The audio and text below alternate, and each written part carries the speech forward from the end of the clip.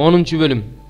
Жашия айды басып алып, аны каргышка калтырганын, Жерихону, анын падышасын кандай кылса, айды да анын падышасын да ошондой кылганын, жана Гибондо жашаган эл Исраил менен тынчтык келишимин түзүп, алардын арасында жашап калганын Иерусалим падышасы Адону Седек укканда абдан коркту. Анткени Гибон чоң шаар болгон, падышанын шаарларынын бири катары айдан да чоң эле, жана анда жашагандардын баары эр жүрөк эл болгон. Ошондуктан Иерусалим падышасы Адону Седек Хеброн падышасы Огамга, Жармут падышасы Пирамга, Лакиш падышасы Жапиге, Эглон падышасы Дебирге киши жиберип, мындай деп айттырды: Жашия жана Исраил уулдары менен тынчтык келишимин түзгөндүгү үчүн мага келип Гибонду талкалап салууга жардам бергиле. Аморлуктардын бул 5 падышасы, Иерусалим падышасы, Хеброн падышасы, Жармут падышасы, Лакиш падышасы, Эглон падышасы чогулуп алып жөнөштү. Алар Гибондуктар менен согушуу үчүн станы менен Гибондун жанына жайгашышты. Гибондо жашаган эл Исраил станына Гилгалда турган Жашияга киши жиберип, өз кулдарыңан колуңду тартып алба, тезирээк кел, бизди куткар, жардам бер, анткени тоолордо жашаган аморлуктардын баардык падышалары бизге каршы чогулушту деп айттырышты. Ошондо Жашия баштаган эл жана согушка жарактуу эр жүрөк эркектердин баардыгы Гилгалдан чыгышты. Теңир Жашияга мындай деди: алардан коркпо, анткени мен аларды сенин колуңа салып бердим. Сага эч ким туруштук бере албайт. Жашия аларга капыстан кол салды, анткени ал Гилгалдан түнү бою жол жүрүп келген эле. Алар ысрайылдыктарды көргөндө дүрбөлөңгө түшүштү, анткени аларды Теңир дүрбөлөңгө салган эле. Ысрайылдыктар аларды Гибондо катуу кыйратып, Бейт Хорон дөңсөөсүнө кеткен жол менен кууп, Азейкага жана Макетке чейин талкалашты. Алар Бейт Хорон тоосунун боору менен ысрайылдыктардан качып бара жатышканда, Теңир аларга асмандан Азейкага чейин чоң таштарды жаадырды. Алар өлүп жатышты. Ысрайылдыктардын кылычынан кырылгандарга караганда мөндүр таштан кырылгандар көп болду. Теңир аморлуктарды ысрайылдыктардын колуна салып берип, аларды Гибондо талкалаган күнү, алар Исраил уулдарынын алдында кырылган күнү, Жашия ысрайылдыктардын көз алдында Теңирге мындай деп кайрылды: күн Гибондун үстүнө токто, ай Аялон өрөөнүнүн үстүнө токто. Ошондо эл кас душмандарынан өч алгыча күн токтоп, ай төбөдө турду. Адилеттүүнүн китебинде күн асмандын дал ортосунда токтоп турду да, дээрлик бир күн бою батышты карай шашкан жок деп жазылган. Теңир адамдын үнүн ушунчалык уккан мындай күн мурда да, кийин да болгон эмес, анткени Теңир Исраил үчүн өзү салгылашты. Андан соң Жашия жана аны ээрчиген бүт Исраил эли Гилгалга, станга кайтып келишти. Тигил 5 падыша болсо качып барып Макеттеги үңкүргө жашынды. Анан Жашияга 5 падыша табылды. Алар Макеттеги үңкүрдө жашынып жатышат деген кабар жеткенде, Жашия мындай деди: чоң-чоң таштарды тоголотуп келип, үңкүрдүн оозун бүтөгүлө да кайтарганга кишилерди койгула. Силер болсо токтобостон душманыңардын артынан куугула, аскерлеринин арткы бөлүгүн кырып салгыла, өз шаарларына качып кетүүсүнө жол бербегиле.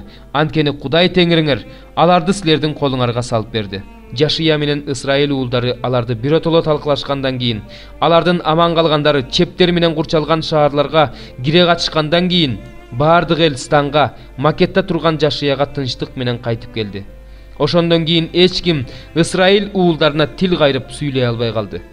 Ошондо Жашия мындай деди: үңкүрдүн оозун ачып, андагы 5 падышаны мага алып келгиле.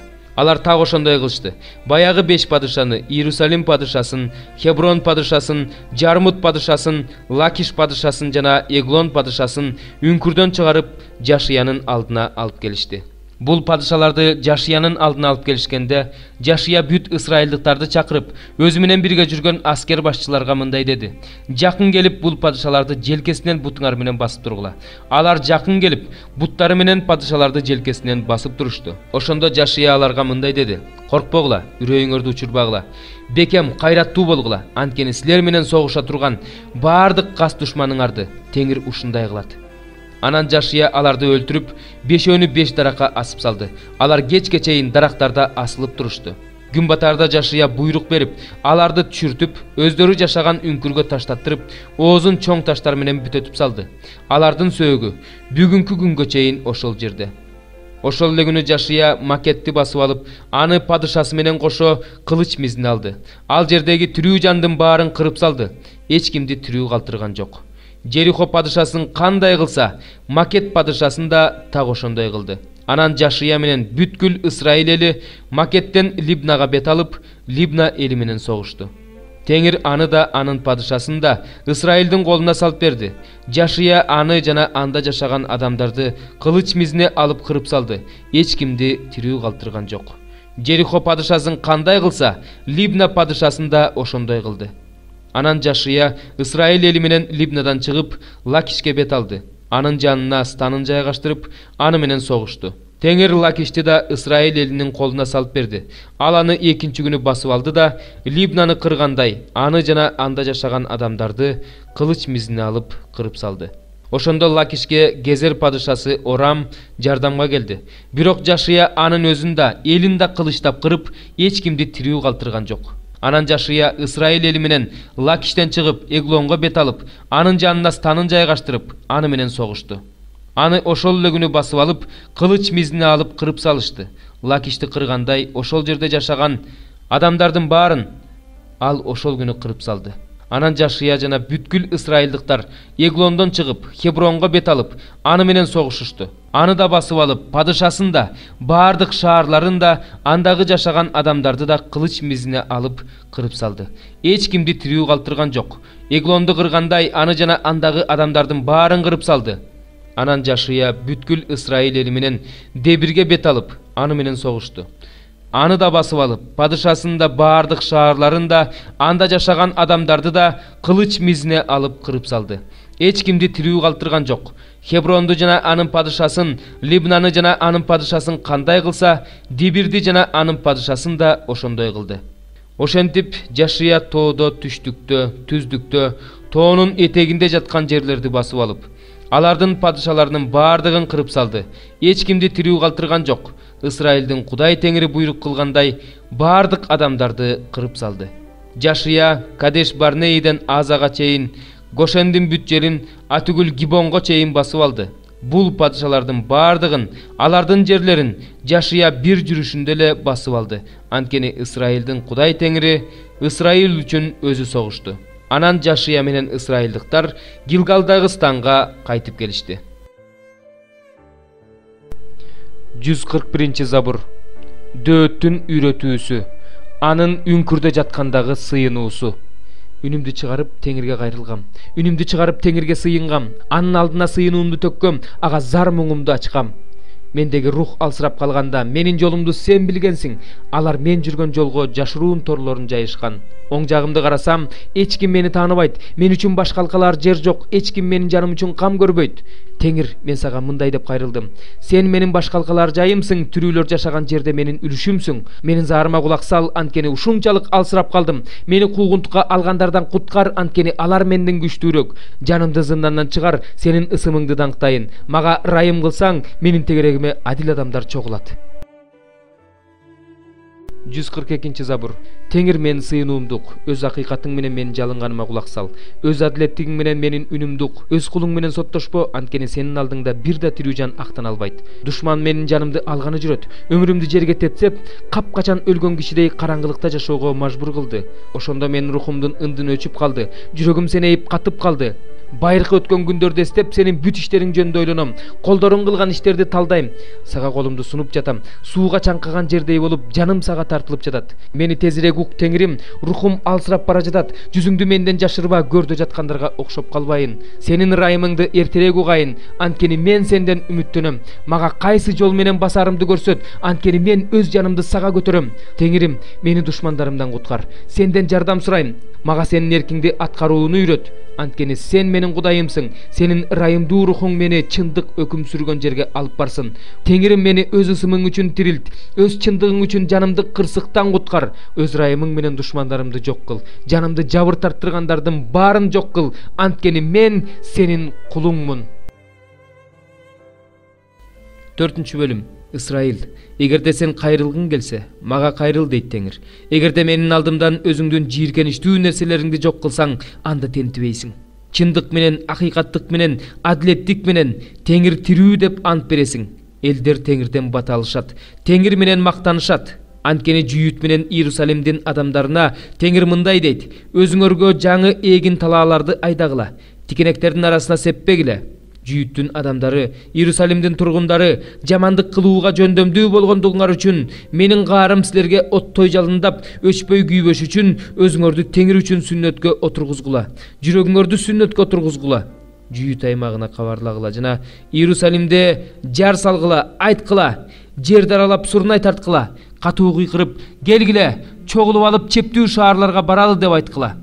Сиондо туу көтөргүлө, чептек качкыла, токтобогула, анткени мен түндүктөн кайгы жана чоң кыргын алып келем.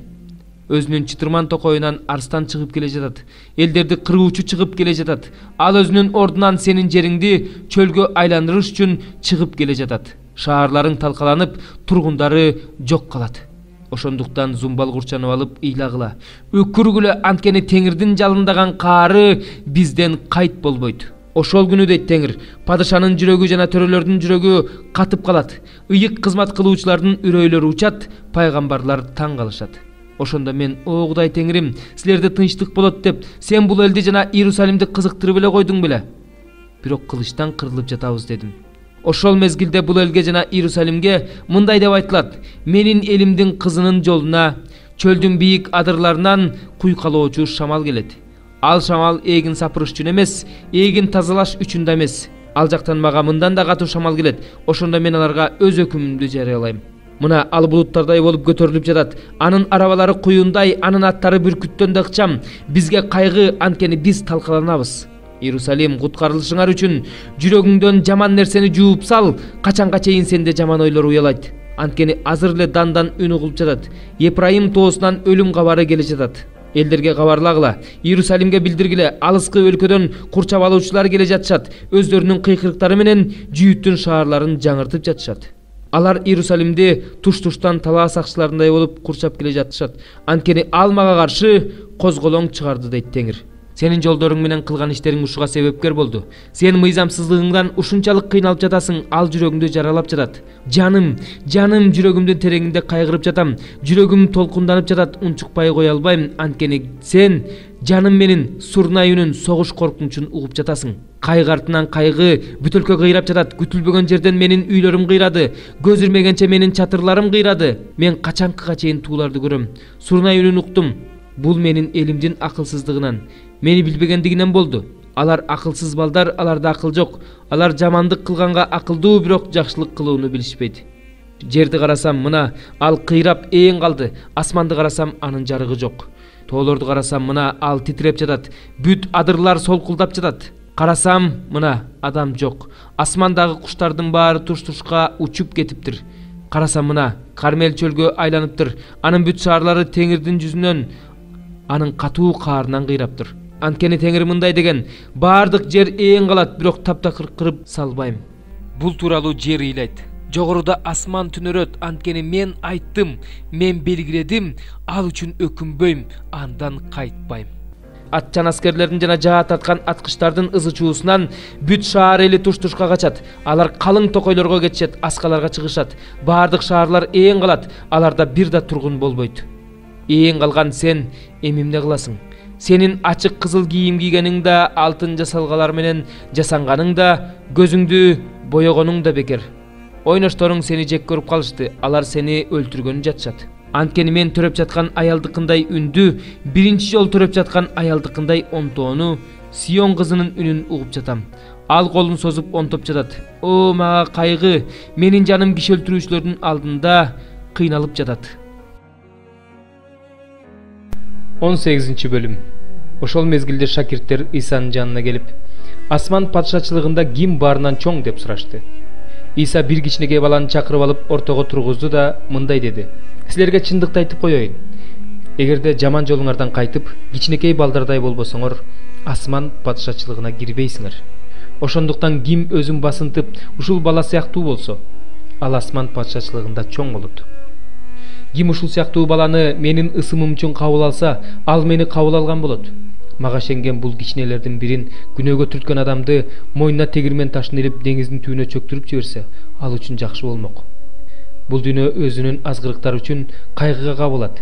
Анткени азгырыктар келбей койбойт, бирок ким аркылуу келсе, ошол адам кайгыга кабылат. Эгерде колуң же бутуң сени күнөөгө түртсө, анда аны кесе чаап ыргытып жибер. Эки колуң эки бутуң менен түбөлүк отко ыргытылгандан көрөк, колуңдан же бутуңдан ажырап өмүргө ээ болгонуң жакшы. Эгерде көзүң сени күнөөгө түртсө, анда аны оюп алып ыргытып жибер. Эки көзүң менен оттуу көлгө ыргытылгандан көрө, жалгыз көзүң менен өмүргө ээ болгонуң жакшы. Байкагыла, бул кичинелердин бирин да кордобогула. Силерге айтып коеюн, алардын асмандагы периштелери асмандагы атамдын жүзүн дайыма көрүп турушат. Анткени адам уулу жоголгонду издеп таап куткаруу үчүн келди. Кандай деп ойлойсуңар? Эгерде 100 кою бар, бир адамдын бир кою жоголуп кетсе, эмне ал 99-ун тоого калтырып жоголуп кеткенин издебейби? Эгерде аны тапса, силерге чындыкты айтып коеюн, жоголбогон 99-уна караганда ал үчүн көбүрөөк сүйүнөт. Ошол сыяктуу эле асмандагы атаңар да бул кичинелердин биринин да жоголушун каалабайт. Эгерде бир тууганың сага каршы күнөө кылса, баргында жекече сүйлөшүп анын айыбын ач. Эгерде сага кулак салса, бир тууганыңды кайтарып алган болосуң. Эгерде сага кулак салбаса, жаныңа бир же эки кишини ээрчитип ал. Айтылган ар бир сөз 2 же 3 күбөнүн сөзү менен ырасталсын. Эгерде аларга кулак салбаса, жыйынга билдир. Эгерде жыйынга да кулак салбай койсо, аны бутпарас жана салык жыйноочу катары эсепте. Силерге чындыкты айтып коеюн, жер үстүндө эмнени байласаңар, асманда да ошол байлануу болот. Жер үстүндө эмнени чечсеңер, асманда да ошол чечилүү болот. Дагы силерге айтарым, жер үстүндө экөөң макулдашып алып, асмандагы атамдан бир нерсе жөнүндө сурасаңар, сураганыңарды аласыңар. Кайсы жерде менин ысымым үчүн 2 же андан көп адам чогулса, мен да ошол жерде алардын арасындамын. Ошондо Петр Исанын жанына келип, «Теңир, мага каршы күнөө кылган бир тууганымды канча жолу кечиришим керек? 7 жолубу?» деп сурады. Исага мындай деп жооп берди: «Сага айтып коеюн, 7 жолу эмес, 70-тен 7 жолу». Ошондуктан асман падышачылыгын кулдары менен эсептешмекчи болгон падышага салыштырса болот. Эсептеше баштаганда падышанын алдына 10.000 талант карыз болгон бир кулду алып келишти. Карыздан кутулууга анын эч нерсеси жок болгондуктан падыша анын өзүн, аялын, балдарын жана колунда болгонун сатылып, карызы төлөнүүсүн буйруду. Ошондо ал кул падышанын алдына жыгылып, «Падышам, күтө тур, баардыгын төлөп берем» деди. Падыша кулуна ырайым кылып, анын карызын кечирди да аны бошотуп жиберди. Ал кул болсо тышка чыгып, өзүнө 100 динарий карыз болгон башка кулду кармап алып, «Карызыңды бер» деп муунтту. Ал кул болсо бутуна жыгылып, «Күтө тур, баарын төлөп берем» деп жалынды. Бирок ал күткүсү келген жок. Барды да карызын бергенче аны түрмөгө каматып салды. Муну көргөн кулдар аябай капа болушту да падышага келип, болгон окуяны айтып беришти. Ошондо падыша кулун чакыртты да: «Эй, жаман кул, жалынып жалбарганыңдан улам, бүт карызыңды кечирдим эле. Мен сага ырайым кылгандай, сен дагы диги кулга ырайым кылсаң болбойт беле?» деди. Падыша каарданып бүт карызын бергенче аны жазалоочулардын колуна тапшырды. Эгерде ар бириңер өз бир тууганыңардын күнөөсүн чын жүрөктөн кечирбесеңер, асмандагы атам да силерге так ушундай мамиле кылат.